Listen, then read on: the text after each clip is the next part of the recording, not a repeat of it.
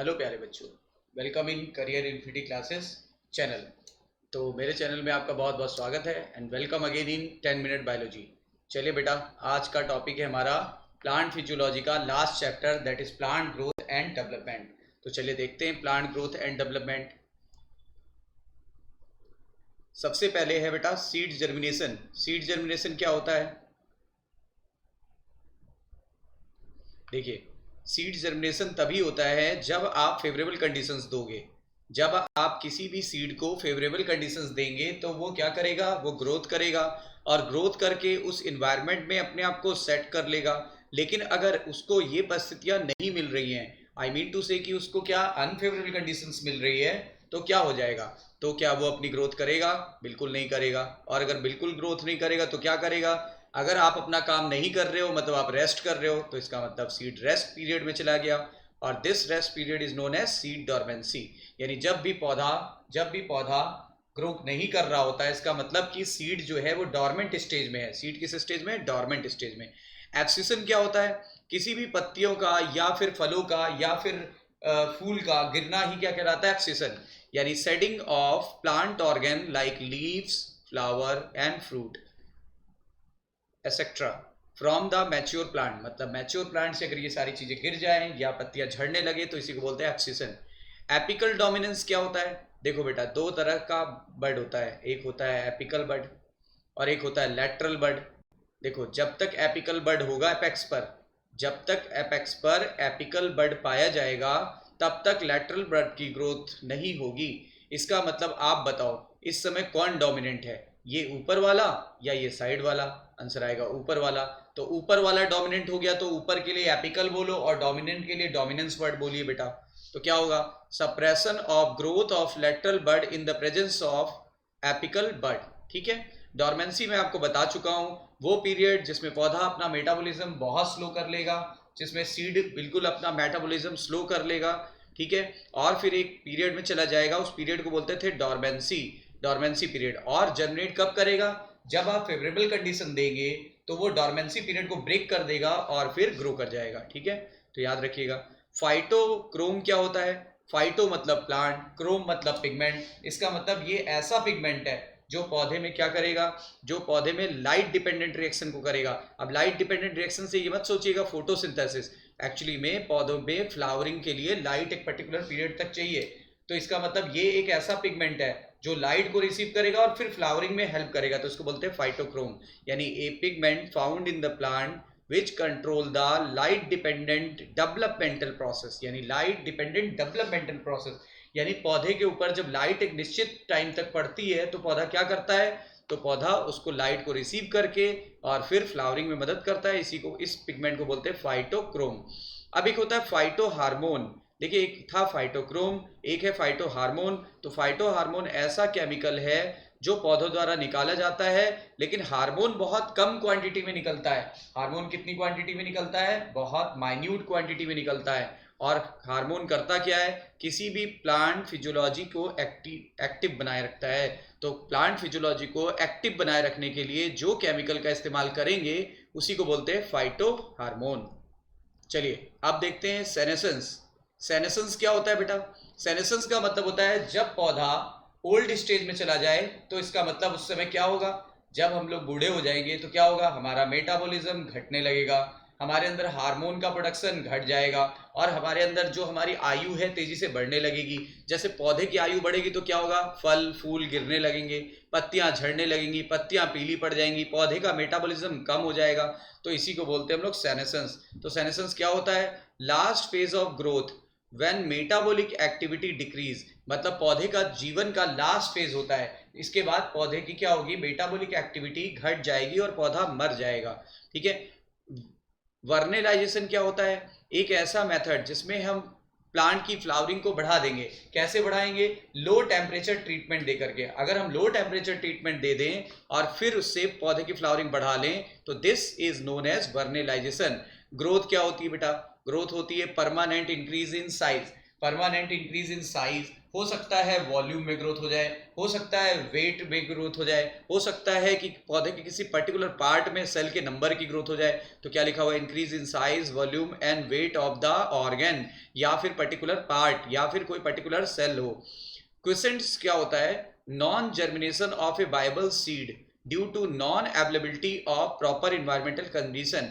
मतलब क्वेश्चंस ऐसी कंडीशंस है जिसमें क्या हो रहा है, सीड जो है वो जर्मिनेट नहीं कर पा रहा है। सीड वाइबल तो है, जिंदा तो है, लेकिन वो जर्मिनेट नहीं कर पा रहा। क्यों जर्मिनेट नहीं कर पा रहा है, क्योंकि उसको प्रॉपर इन्वायरमेंटल कंडीशंस नहीं मिल पा रही है। इनफैक्ट देखा जाए तो ये डॉर्मेंसी से संबंधित है। विविपैरी क्या होती है, विविपैरी का मतलब होता है germination of seed, germination of seed with in the fruit, मतलब फल के अंदर ही सीड अंकुरित हो गए। कब, जब फल पेरेंट प्लांट से लगा हुआ है तभी। तो क्या लिखा हुआ है, germination of seed while it is still attached to the parent plant and is nourished by it। ठीक है, यानी फल पौधों से लगा हुआ है, गिरा भी नहीं, फल अभी गिरा भी नहीं, और बीज उसी के अंदर ही हैं और अंदर ही अंदर अंकुरित हो गए। ये पाया जाता है बेटा किसमें, एक ही एग्जांपल याद रखो, राइजोफोरा। हालांकि यहाँ पे दो दिए हुए हैं, राइजोफोरा और सोनेरेसिया, बट आप एक याद करो। फिर लिखा as the germinating seed form a seedling, जब कोई भी सीड जर्मिनेट करता है तो छोटा नन्हा पौधा बाहर आता है, इस नन्हे पौधे को बोलते हैं सीडलिंग। नन्हे पौधे को क्या बोलते हैं, seedling. It all down into the mud. अब देखो ये वाले फल जो होते हैं, यानी विविपैरिटी कंडीशन जो होती है, ये पाई जाती है दलदली क्षेत्रों में, यानी मार्सी एरिया में। तो अब फल गिरेगा तो कहाँ गिरेगा, मड में गिरेगा। अगर मड में गिरेगा तो फिर क्या होगा, उसका वेट बढ़ जाएगा, उसमें धंस जाएगा। अब क्या होगा, वहां लेटरल रूट बन जाएंगी, और फिर क्या होगा, वहां पे वो अंकुरित हो जाएगा। हेट्रोफिली क्या होती है, हेट्रोफिली का मतलब होता है एक ही पौधों में एक से ज्यादा प्रकार की पत्तियों का पाए जाना। अगर एक ही पौधे में एक से ज्यादा प्रकार की पत्तियां पाई जाए तो इसको बोलते हैं हेट्रोफिली। ठीक है, कुछ में होती है इन्वायरमेंटल हेट्रोफिली और कुछ में होती है जुवेनाइल और एडल्ट हेट्रोफिली। यानी कि जब छोटी पत्तियां होंगी, यंग स्टेज की पत्तियां होंगी, तो उसे बोलेंगे हम लोग जुवेनाइल, और अगर थोड़ी मैच्योर हो जाएंगी तो एडल्ट वाली बोलेंगे। जैसे देखिए किसमें होता है, लक्सपुर में, कोरिएंडर में और रेननकुलस में भी होता है। ठीक है, आप इसको ऐसे याद कर लो, LC²R। एल मतलब लक्सपुर, सी मतलब कॉटन, फिर सी मतलब कोरिएंडर, आर मतलब रेननकुलस। रेननकुलस को बटर कप भी कहते हैं। ठीक है, बोल्टिंग क्या होती है, बोल्टिंग का मतलब होता है, आपने गन्ना देखा होगा, सुगर केन देखा होगा। सुगर केन में क्या होता है, जो गांठें होती है ना, मैं बना के बताऊं आपको, ये देखिए ये यहाँ पे गांठें होती हैं, तो इन गांठों को बायोलॉजी में नोड कहते हैं, नोड। अब बेटा दो नोड के बीच में क्या होता है, एक इंटर नोड, दो नोड के बीच में क्या होगा, इंटर नोड। तो क्या होगा, अगर आप कुछ हार्मोन ऐसे होते हैं, अगर इन पे छिड़क दिए गए या फिर पौधे ने खुद निकाला तो वो इंटरनोड की लेंथ को बढ़ा देता है, इससे गन्ने की पैदावार काफी बढ़ जाती है। तो देखो क्या लिखा है, elongation of internode prior to flowering, यानी किसी भी पौधे में फ्लावरिंग होने से पहले उसका इंटरनोड अगर बढ़ जाए तो इस कंडीशन को बोलते हैं बोल्टिंग। और बोल्टिंग करता है जिबरलिक एसिड, जिसको Ga3 से इंडिकेट करते हैं, और इसको कैबेज वगैरह में भी यूज किया जाता है। ठीक है, फोटो पीरियोडिज्म मैंने आपको बताया था, हर पौधे को लाइट और डार्क एक निश्चित समय के लिए चाहिए होती है। अगर वो उसको निश्चित समय के लिए नहीं मिलेगा तो क्या होगा, तो क्या वो फ्लावरिंग कर पाएगा, नहीं कर पाएगा। और अगर फ्लावरिंग नहीं कर पाएगा तो फोटो पीरियोडिज्म वर्ड यूज नहीं करेंगे। तो फोटो पीरियोडिज्म क्या होता है, response of plant to relative period of day and night to induce the flowering, यानी डे और नाइट, यानी उजाला और अंधेरा दोनों ही पौधे के फ्लावरिंग में काम आता है, इसको बोलते हैं photoperiodism. According to duration of exposure of plant to light and plant are divided into 3 categories. मतलब लाइट के आधार पे, लाइट में कितनी देर के लिए वो एक्सपोज हो रहा है पौधा, उसके आधार पे हम 3 भागों में बांट सकते हैं। लॉन्ग डे प्लांट, जिनको ज्यादा लाइट चाहिए, जिनको एक पर्टिकुलर ड्यूरेशन, जिसको क्रिटिकल ड्यूरेशन कहते हैं, पर्टिकुलर ड्यूरेशन को हमने मान लिया क्रिटिकल ड्यूरेशन। अब अगर किसी पौधे को क्रिटिकल ड्यूरेशन से ज्यादा लाइट चाहिए तो उसे लॉन्ग डे प्लांट बोलते हैं। एग्जाम्पल एनसीईआरटी में नहीं दिए गए बट आप पूछा जाता है, तो देखो पॉपुलर एग्जाम्पल है गेहूं, चावल और खीरा यानी cucumber, wheat, rice and cucumber. Short day, जिनको क्रिटिकल पीरियड से कम लाइट चाहिए, जिनको क्रिटिकल पीरियड से कम लाइट चाहिए, एग्जाम्पल कैबेज, याद रखिएगा। और डे न्यूट्रल प्लांट वो होते हैं जिनका duration of light and induction of flowering का कोई संबंध ना हो, मतलब लाइट ज्यादा मिले तो भी कोई दिक्कत नहीं, कम मिले तो भी दिक्कत नहीं है, फ्लावरिंग तब भी हो रही थी अब भी होगी। और इसका बेस्ट एग्जाम्पल है टोमेटो। अब कुछ एब्रीविएशंस का मतलब होता है शॉर्ट टर्म, ये कुछ शॉर्ट टर्म्स दिए हुए हैं, इनका फुल नेम बताना है। IAA का पूरा नाम होता है इंडोल एसिटिक एसिड, जो कि एक नेचुरल ऑक्सीजन है। NaA का मतलब होता है नैप्थलीन एसिटिक एसिड, ठीक है। उसके अलावा ABA होता है एब्सिसिक एसिड, IBA होता है इंडोल 3 ब्यूटारिक एसिड, फिर 2,4-D जो होता है 2,4 डाइक्लोरोफिनॉक्सी एसिटिक एसिड, और PGRS का मतलब होता है प्लांट ग्रोथ रेगुलेटर्स। PGRS मतलब प्लांट ग्रोथ रेगुलेटर। एक है सीड डॉर्मेंसी और दूसरा होता है क्विसेंस। अभी मैं बोल रहा था ना कि क्विसेंस वर्ड सीड डॉर्मेंसी से संबंधित है, तो आइए चेक करें कैसे संबंधित है। It is the condition of seed when it is unable to germinate in spite of availability of all environmental conditions suitable for germination. मतलब आप किसी बीज को फेवरेबल इन्वायरमेंटल कंडीशन दे भी रहे हो, फिर भी वो बीज क्या हो रहा है, अंकुरित होने को तैयार नहीं है, मतलब वो डॉर्मेंट पीरियड में। और क्विसेंट का मतलब क्या होता है, condition of seed when it is unable to germinate because of the condition for germination are not available. अब क्या कर रहे हैं यहाँ पर सेकंड केस में, क्विसेंस केस में क्या हो रहा है, जो सीड है आप उसको बेहतर इन्वायरमेंट ही नहीं दे रहे हो जर्मिनेट करने के लिए, तो कैसे ग्रो करेगा। तो यही एक फर्क है, अगर बेहतर इन्वायरमेंट देने के बावजूद भी सीड ग्रो ना करे तो डॉर्मेंसी स्टेज में है, और अगर बेहतर इन्वायरमेंट देने के ना दें और फिर भी वो ग्रो ना करे तो क्विसेंस अवस्था में है, ठीक है। मेजरमेंट ऑफ ग्रोथ की बात करते हैं। प्लांट ग्रोथ को मेजर करने के लिए बहुत सारे तरीके हैं, जैसे प्लांट को फ्रेश वेट को तौल लीजिए, उसको धूप में सुखा लीजिए और उसका ड्राई वेट तौल लीजिए, उसकी लेंथ को, कितनी लेंथ बढ़ी पता चल जाएगा, कितना एरिया बढ़ा पता चल जाएगा, कितना वॉल्यूम बढ़ा पता चल जाएगा, सेल के नंबर कितने बढ़े पता चल जाएगा। तो प्लांट में ग्रोथ के कई क्राइटेरिया हैं, फ्रेश वेट का बढ़ना, ड्राई वेट का बढ़ना, लेंथ का बढ़ना, सरफेस एरिया का बढ़ना, वॉल्यूम का बढ़ना, सेल के नंबर का बढ़ना। फेज ऑफ ग्रोथ क्या होती है, फेज ऑफ ग्रोथ में कई फेज होती है बेटा। सबसे पहले होती है मेरिस्टेमेटिक जोन, सबसे पहला होता है मेरिस्टेमेटिक जोन। मेरिस्टेमेटिक जोन में क्या होता है, नई नई सेल माइटोटिक डिवीजन द्वारा रूट टिप पर या शूट टिप पर बनती जाती हैं और इससे पौधे की लंबाई बढ़ती है। रूट की लंबाई रूट एपिकल मेरिस्टेम बढ़ाएगा और सूट की लंबाई सूट एपिकल मेरिस्टेम बढ़ाएगा। और यहाँ का जो सेल होता है उसका प्रोटोप्लाज्म बहुत रिच होता है और उसका न्यूक्लियाई बहुत ज़्यादा होते हैं उसमें, ठीक है। आगे देखते हैं इलोंगेशन जोन क्या होता है। इलोंगेशन जोन इसके जस्ट पीछे होगा बेटा। यहाँ की सेल लंबी हो जाती है, लंबी होने का विशेष कारण है इसमें वैक्यूल का बन जाना।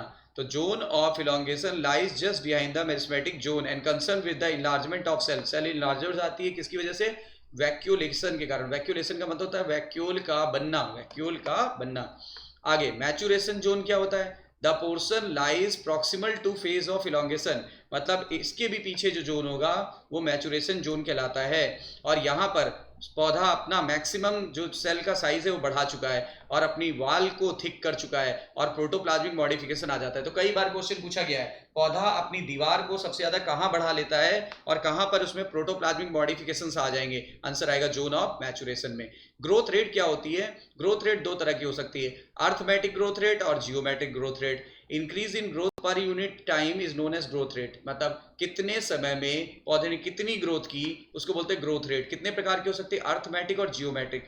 अर्थमेटिक में क्या होगा, एक डॉटर सेल डिवाइड हुई और ये दूसरी डॉटर सेल है, एक पेरेंट सेल से दो डॉटर सेल बनी और दोनों डॉटर सेल डिवाइड ना होकर के एक मैच्योर हो जाएगी, ये मैच्योर हो गई, जो मैच्योर हो जाती है वो डिवाइड नहीं करती, दूसरी अभी फिर डिवाइड करेगी, फिर इसमें से एक मैच्योर हो गई और दूसरी डिवाइड फिर करने लगी, फिर इनमें से एक मैच्योर हो गई दूसरी डिवाइड ये करने लगी। तो बताओ सेल की संख्या कैसे बढ़ रही है, एक, फिर दो हो गई, फिर तीन हो गई, फिर चार हो गई, तो इस तरह से बढ़ती जा रही है। यानी only one daughter cell continue to divide mitotically while other differentiate and mature, दूसरी डिफरेंशिएट हो गई और मैच्योर हो गई। यहाँ पे फार्मूला फॉलो होगा LT बराबर L0 प्लस RT, LT बराबर L0 प्लस RT, ठीक है। जहाँ पे LT बोल दे, अगर इसको हम LT बोल दें, L1 भी बोल सकते हैं, तो LT बराबर length of at time T, L0 original time या टाइम 0 पर, और R है ग्रोथ रेट और इसका कर्व आएगा लीनियर। कैसा आएगा देखो बेटा, ऐसा आएगा जब हम साइज या वेट ऑफ द ऑर्गेन और टाइम के वर्सेस में ग्राफ करेंगे तो बेटा इसका कर्व ऐसे आएगा, देखो बना देते हैं, ऐसे आएगा, ये कुछ ना कुछ लेंथ रही होगी तो इस तरीके का आएगा, ठीक है। और यहाँ पे टाइम चलेगा, सब कुछ वही है, यहाँ पे लेंथ ले सकते हैं, ये आ जाएगा जियोमेट्री का। और अगर ऐसा हो जाए बेटा एक सेल डिवाइड हो फिर 2 सेल बनाए, फिर दोनों 2 सेल डिवाइड हो, 4 सेल बनाए बेटा, फिर 4 सेल डिवाइड हुई, 8 सेल बना रही है, तो फिर इसको बोलते हैं जियोमेट्रिक ग्रोथ कर्व। इस समय अगर आप वेट या साइज ले लें और टाइम वर्सेस ग्राफ खींचे तो ऐसा आएगा, सिग्मॉइड आएगा। इसमें 3 फेज होते हैं, lag phase, log phase, log को एक्सपोनेंशियल भी बोलते हैं, और फाइनली स्टेशनरी फेज आ जाएगा, फाइनली स्टेशनरी फेज आ जाएगा। और यहाँ फार्मूला फॉलो होगा, डब्ल्यू टी बराबर डब्ल्यू नॉट ई की पावर आर टी। ये टाइम टी के पर वेट है, ये ओरिजिनल वेट है, ये लॉग का बेस है, आर ग्रोथ रेट है, टी टाइम है। ठीक है, ये देखिए इनिशियल ग्रोथ इज स्लो, पहले स्लो ग्रोथ हो रही थी जिसको लैग बोला, फिर अचानक से बहुत तेज होने लगी उसको लॉग या एक्सपोनेंशियल बोला। फिर यहाँ दोनों प्रोजेनी सेल माइटोटिकली डिवाइड होगी और लगातार डिवाइड होती रहेंगी, how ever with limited nutrient. लेकिन जब लगातार डिवाइड होती रहेंगी तो उनकी संख्या लगातार बढ़ती रहेगी बेटा, और जब सेल की संख्या लगातार बढ़ती रहेगी तो खाना कम पड़ जाएगा, खाना कम पड़ जाएगा तो बेटा ग्रोथ स्लो हो जाएगी और फाइनली स्टेशनरी हो जाएगी। और मैंने बोला था डब्ल्यू टी बराबर डब्ल्यू नॉट ई की पावर आर टी, या फिर डब्ल्यू वन बराबर डब्ल्यू नॉट ई की पावर आर टी। शेप आएगा सिग्मॉइड या S shape, W naught initial size, फिर ये final size, r growth rate, t time, ये बेस ऑफ नेचुरल लॉग। ठीक है, सिग्मॉइड ग्रोथ कर्व में कितने आते हैं? 3 फेज आते हैं, पहला लैग, दूसरा लॉग, तीसरा स्टेशनरी। लैग का मतलब क्या होता है? Initial slow. फिर लॉग का मतलब क्या होता है? मैक्सिमम ग्रोथ जो बीच में होगी। फिर क्या होगा स्टेशनरी का मतलब? अब यहाँ पे चीजें लिमिटिंग रह गई, मतलब लिमिटेड अमाउंट में खाना प्रेजेंट है, इसीलिए ग्रोथ स्लो हो जाती है और फिर बिल्कुल लीनियर वो हो जाती है स्टेशनरी। रिलेटिव ग्रोथ क्या होता है बेटा? रिलेटिव ग्रोथ क्या होता है? चलिए, रिलेटिव ग्रोथ क्या होता है? रिलेटिव ग्रोथ का मतलब होता है growth per unit time as percentage of initial size. मतलब ग्रोथ पर यूनिट टाइम और उसका इनिशियल साइज से उसका रेशियो निकाल लें और 100 से अगर मल्टीप्लाई कर देंगे तो परसेंटेज आ जाएगा, उसी को बोलते हैं रिलेटिव ग्रोथ। एक 3 टर्म आ रहे हैं, डिफरेंशिएशन, डी डिफरेंशिएशन और रीडिफरेंशिएशन।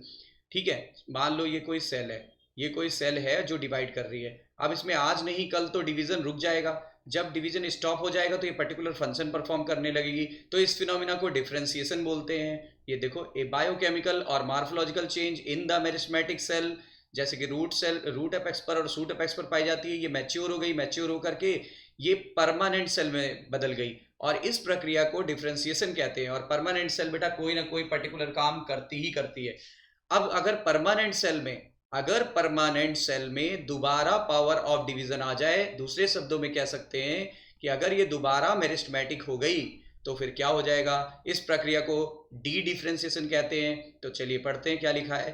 The phenomena of regeneration of permanent tissue to become the meristematic cell is called as dedifferentiation. और बेटा आज नहीं कल तो फिर ये स्टॉप होगा, ये फिर परमानेंट सेल में बदल जाएगा। जब फिर से परमानेंट सेल में बदल जाएगा तो पर्टिकुलर फंक्शन परफॉर्म करेगा, ठीक है, सेल डिवीजन करना छोड़ देगा, इसको बोलते हैं रीडिफरेंशिएशन। तो देखो, meristematic tissue are able to produce new cell and that once again lose their capacity to divide, यानी इसने दोबारा सेल डिवीजन की प्रॉपर्टी लूज कर दी और फिर से ये पर्टिकुलर फंक्शन परफॉर्म करने लगा। और अभी मैंने आपको बताया पर्टिकुलर फंक्शन परफॉर्म कौन करता है, तो मेरिस्मेटिक सेल की परमानेंट सेल, आंसर आएगा परमानेंट सेल। कंडीशंस क्या हैं? किसी भी ग्रोथ को कंट्रोल करने के लिए न्यूट्रिशन की जरूरत पड़ेगी, पानी की जरूरत पड़ेगी, सही तापमान की जरूरत पड़ेगी, ऑक्सीजन की जरूरत पड़ेगी, लाइट की जरूरत पड़ेगी, ग्रेविटी की जरूरत पड़ेगी। ठीक है, बहुत सारे स्ट्रेस फैक्टर जैसे मिनरल, वाटर, टेम्परेचर, ये सब कभी कभी मिनरल ज़्यादा होता है मिट्टी में, कभी कम होता है, कभी सूखा पड़ जाता है पानी ना होने की वजह से, कभी बाढ़ आ जाती है, तो बहुत सारे स्ट्रेस का प्रभाव पड़ता है, सर्दी का प्रभाव पड़ता है, गर्मी का प्रभाव पड़ता है, यानी इन सब का स्ट्रेस का भी प्रभाव पौधे पर पड़ता है।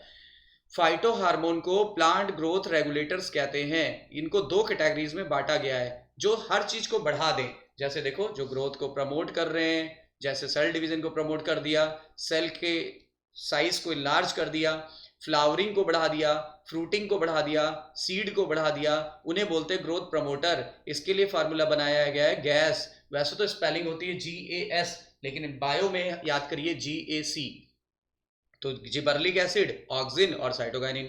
ग्रोथ इनहिबिटर क्या होते हैं? जो ग्रोथ को रोकें और जैसे डोरमेंसी को मेंटेन करें, ठीक है, एब्सिशन को बढ़ाएं, ठीक है, तो इनको बोलते हैं ग्रोथ इनिबिटर। और इसमें दो आएंगे, एब्सिसिक एसिड और इथाइलिन। देखा जाए तो इथाइलिन दोनों कैटेगरी में लाई करता है, कभी इसको ग्रोथ प्रमोटर में रखा गया है, कभी इसको ग्रोथ इनिबिटर में रखा गया है।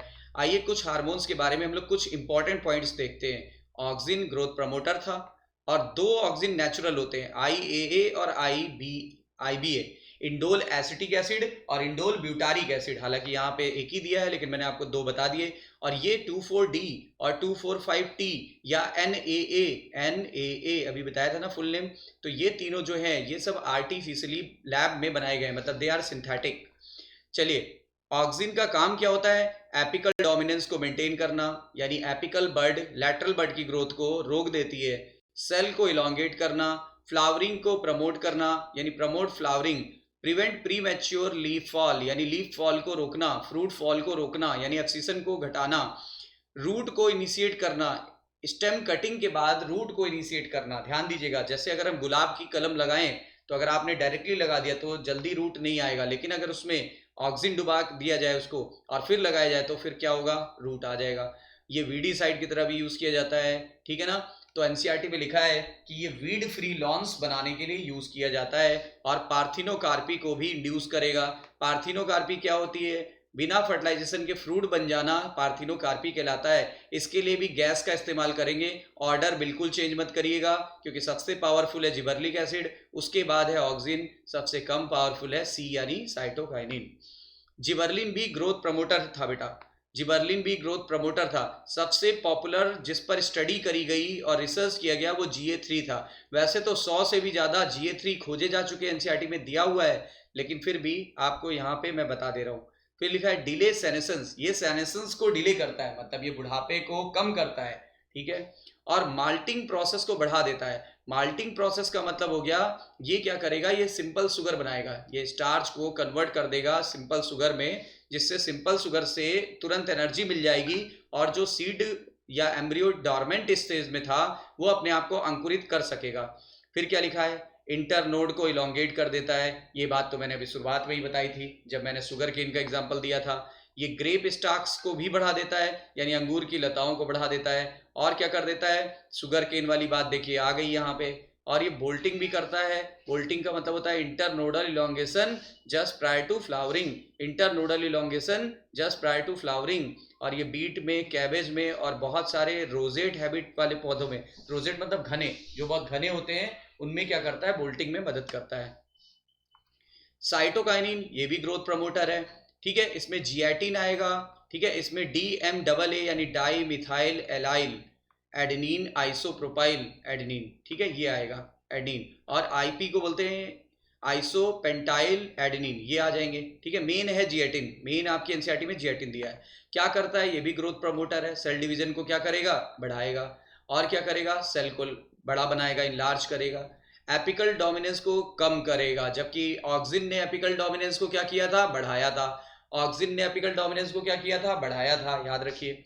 फिर क्या लिखा हुआ है? इंड्यूस ग्रोथ इन ऑक्सिलरी बड, ये ऑक्सिलरी बड में ग्रोथ को बढ़ाएगा। और क्लोरोफिल प्रिवेंशन, क्लोरोफिल को नष्ट होने से बचाएगा। और वो छोड़िए, क्लोरोफिल तो ये बनाता भी है, पत्तियों को हरा कर देता है। लैटरल शूट ग्रोथ करेगा। और एनसीईआरटी में लिखा हुआ है एडवेंटिशियस रूट फॉर्मेशन करेगा। लैटरल शूट ग्रोथ का मतलब आप समझ जाओ, जब एपिकल बड ने लैटरल बड को ग्रोथ होने का मौका दिया तो पौधे घने हो जाएंगे, तो किधर की तरफ शाखाएं जाएंगी? किनारे की तरफ, यानी लैटरल शूट ग्रोथ करेगा। और एडवेंटिशियस रूट फॉर्मेशन भी करेगा, यानी बहुत सारे रूट बन जाएंगे घने से। इथाइलिन CH2, फिर डबल बॉन्ड CH2, ये हो गया। और ये गैसियस हार्मोन है, ये गैसियस होना चाहिए, थोड़ी स्पेलिंग मिस्टेक है, गैसियस हार्मोन है। और इसीलिए ये वोलाटाइल होता है, वोलाटाइल होता है। लेकिन ये ग्रोथ प्रमोटर और ग्रोथ इनिबिटर भी है, लेकिन लिखा गया है मेनली एज ग्रोथ इनिबिटर। देखो, जब ज्यादा कॉन्सेंट्रेशन में लोगे तब तो ये ग्रोथ प्रमोटर है, जब कम कॉन्सेंट्रेशन में लेते हैं तो ग्रोथ इनिबिटर है, ठीक है। लिखा है प्रमोट सेनेसेंस, ये सेनेसेंस को बढ़ाएगा। ये किसको बढ़ाएगा? सेनेसेंस को। और एब्सिसन को भी बढ़ा देगा, मतलब ये बुढ़ापे को और तेज करेगा।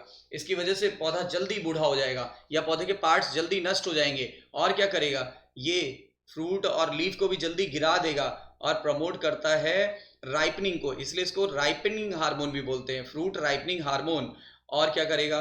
Breaks seed and bud dormancy, ये सीड और बड डॉर्मेंसी को ब्रेक कर देता है, और initiate the germination of peanut and sprouting of potato, यानी आलू की जो आंखें हैं उससे पौधा बन जाएगा, और मूंगफली में जर्मिनेशन को इनिशिएट कर देगा, ग्रोथ रूट ग्रोथ को भी प्रमोट करता है, और रूट हेयर भी बनाता है। बताओ स्टेम कटिंग के बाद रूट ग्रोथ किसने बढ़ाया था?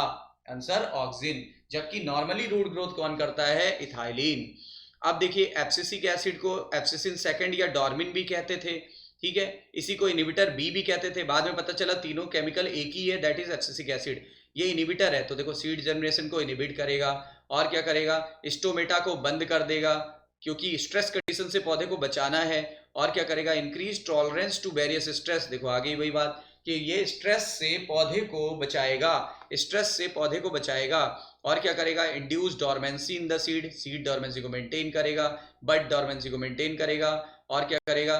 एजनिंग को ये बढ़ाएगा, यानी ये भी सेनेसेंस को बढ़ाएगा, and can delay the ripening of the stored food and absorb the ethylene, ये इथाइलिन को एब्जॉर्ब कर लेता है। अब बताओ अगर एब्जॉर्ब कर लेगा इथाइलिन को तो फ्रूट की राइपनिंग ये घटा देगा, ठीक है। चलिए बेटा, ये अपनी हो गई बायोलॉजी इन वन शॉट, फिर मिलते हैं हम लोग नेक्स्ट लेक्चर में, ठीक है। तब तक आप स्वस्थ रहिए, पढ़ते रहिए, रिवीजन करते रहिए, और फिर मिलते हैं नए वीडियो के साथ। चैनल को लाइक, सब्सक्राइब और शेयर जरूर करिए, ताकि और भी बच्चों को इसका लाभ मिल सके और हम लोग को भी थोड़ी एनर्जी टॉनिक मिल सके, ठीक है बेटा। All the best, take care.